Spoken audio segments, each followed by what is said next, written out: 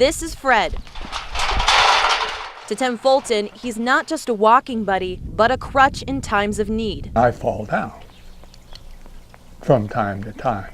Fred will see me start to waver, and he'll just pull up and cut in front of me and stop. Fulton suffers from several medical issues, some due to past surgeries, others a result of a progressing cancer. There's an 80% chance that I will die in 1 year. With Fred as a service animal, Fulton is following doctor's orders, getting the miles he needs every day to strengthen his lungs. But once Benton City officials found out Fred was staying in Fulton's backyard, the fight began. The first warning came in person with code enforcement at his door. So he was sneaking down the side to take the picture. The second in early October, a written warning saying horses are not allowed in the residential district and that Fred must be relocated. The city citing a section of municipal code that says nothing about horses. They said, no, it's implied.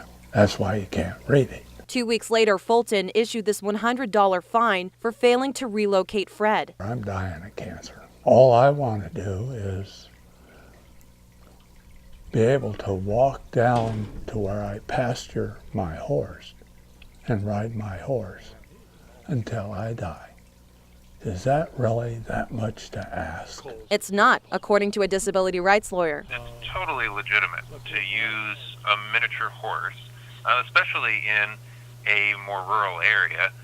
Horses live longer, they're much stronger than a dog. I reached out to both the city's mayor and pro tem mayor. Neither responded, but the city's attorney more than willing to clarify the city's reasoning. In a statement, Eric Ferguson with Kerr Law Group saying the city has no issue with providing Mr. Fulton an accommodation as long as he can meet the statutory and legal requirements to do so.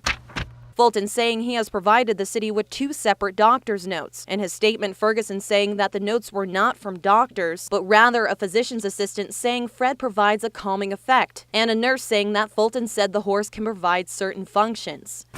Ferguson saying Fulton would need to meet a set of guidelines outlined in the Americans with Disabilities Act. Some of these including the size and weight of Fred, whether Fulton has sufficient control of Fred, whether Fred is housebroken, and whether Fred's presence at Fulton's residence compromises safety requirements. I don't want to take Fred into the grocery store. I don't want to take him to the restaurant or on a plane because I'm not buying him a plane ticket. I'm going to walk around with him, and it's all to help me do what the doctors require me to do. According to David Carlson, the city has an obligation to make an exception for Fulton. That is discrimination. That's why the Americans with Disabilities Act, a civil rights law, was passed to protect people with disabilities. That city is breaking the law, and they have to modify their ordinances to allow for the use of the service animal. As for Fulton, he's tired of this battle, but he has something to live for. I'm actually believing that this is keeping me alive. Kiara Elfallen, Fighting for Fred.